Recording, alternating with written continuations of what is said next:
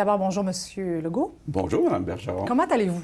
Ça va bien. Oui? Ça va bien. Bon, oui, j'ai soupé avec mes garçons hier soir, là, donc c'est toujours le bonheur de voir mes gars, mon épouse. Ça a fait du bien? Une belle fin de semaine. On va commencer d'abord par le sujet le plus chaud, le plan de Christian Dubé. Dites-nous pourquoi cette fois-ci on y croirait, alors que tous ceux qui ont précédé Christian Dubé, on va se l'avouer, y compris vous, ont échoué. Pourquoi ça fonctionnerait cette fois-ci? Parce qu'on a décidé de toucher aux fondations. Dans le passé, on a ajouté, on a rénové, mais là, on s'attaque vraiment à la fondation, entre autres dans la gestion. Donc, s'assurer qu'on donne plus de pouvoir aux dirigeants de chaque établissement, donc vraiment décentraliser. Ça suppose d'enlever un peu de pouvoir aux syndicats locaux, entre autres, par exemple, sur la fabrication des horaires des infirmières. Donc, évidemment, on l'a vu la semaine passée, il va y avoir une forte réaction entre autres des syndicats.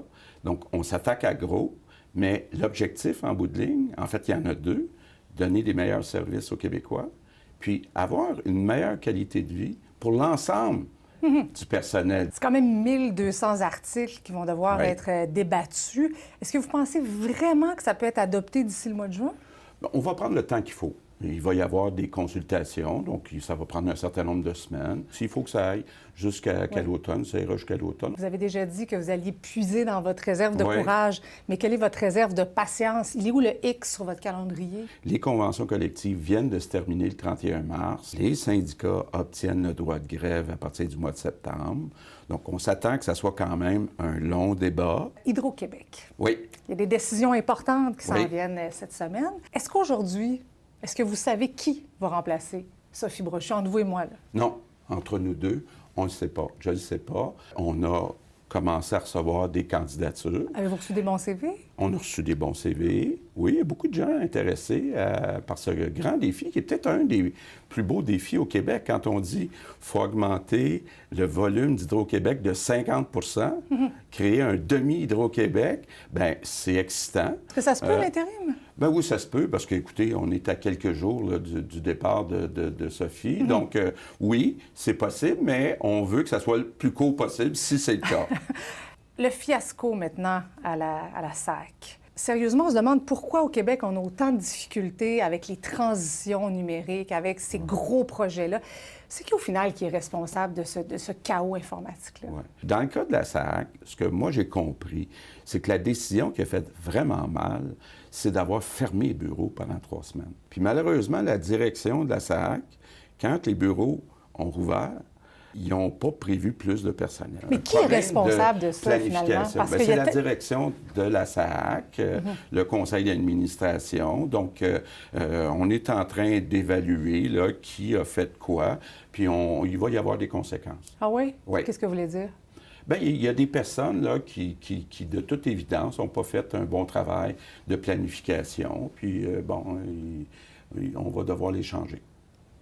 Est-ce qu'Éric Kerr est toujours la bonne personne pour s'assurer des transitions numériques à venir? Parce qu'il y a aussi à la santé, à la justice. Là, Éric a un rôle de conseiller. Prenons justement la santé. Je peux vous dire que même si Éric Kerr va conseiller Christian Dubé, c'est Christian Dubé avec son équipe qui vont être les responsables à la fin de la journée, à savoir est-ce que le système informatique marche. Maintenant, fermeture du chemin Roxham. Malheureusement, il y a eu le drame Aquassassiné. Est-ce qu'il n'y a pas un danger que des histoires, des tragédies comme Aquassassiné ne se répètent avec la fermeture du chemin Roxham? Oui, bien, il faut faire attention de ne pas faire de lien entre les deux, là, parce que le chemin Roxham, le problème qu'on avait, c'est que l'année passée, il y a 40 000 immigrants irréguliers qui sont entrés des États-Unis vers le Québec par le chemin Roxham. Dans la tragédie qui est arrivée, c'était des gens d'ici qui essayaient d'aller aux États-Unis. Il n'y a pas un risque quand même que des gens utilisent d'autres voies, d'autres passages très dangereux? Oui, mais ce qu'on dit dans le fond, c'est, bon, évidemment, 40 000, juste un endroit, puis on regarde le nombre qu'il y avait dans les autres endroits. Il y en a eu très peu par rapport à ce 40 000. Donc, je pense que ça va aider. Maintenant, ce que les gens de la douane, puis ça relève du fédéral, vont faire, c'est que quand quelqu'un essaie de rentrer de façon irrégulière, ils vont l'envoyer à un poste régulier. Parlant de drame, il y a eu M. Legault à Amqui. Il y a eu Laval. On vous a vu aller sur le terrain, Ouais. réconforter des gens. Vous avez même Ouais. dit que vous ressentiez une certaine forme de culpabilité. Ouais. Quand vous étiez sur place, sur le terrain, comment vous vous sentiez devant ces gens-là? Bien, c'est dur, parce que quand on est le premier ministre du Québec, on se sent responsable un petit peu de tout, puis de voir des gens violents qui s'attaquent, entre autres, à des enfants, je trouve ça dur. Maintenant, bon, comment on essaie de réduire ce nombre d'événements violents? Bon, c'est certain que Lionel Carman, du côté de la santé mentale, en a fait beaucoup. Est-ce qu'on en fait assez? Bien, non, on n'en fait pas assez. Il y a encore beaucoup de postes qui sont affichés, mais pas comblés. On est en train aussi de négocier dans la négociation avec les psychologues pour augmenter leur salaire, pour en avoir plus qui viennent dans le secteur public. Mais je dirais qu'au-delà des services de santé mentale, on est dans une société qui est très négative. Qu'est-ce que vous voulez dire? Bien, je le disais, là, on voit en France, on voit partout, les médias sociaux sont durs et il faut retrouver un peu de douceur dans notre société, puis un peu de positivisme. Et je pense que ça, c'est la responsabilité un petit peu de tout le monde. Et quelle est votre part là-dedans?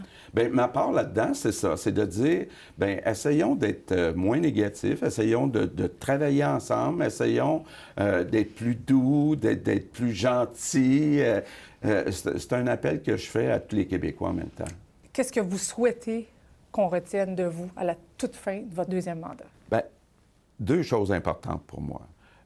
L'économie, une économie verte, c'est une opportunité. Le Québec est déjà premier en Amérique du Nord pour les GES par habitant qui sont les plus bas.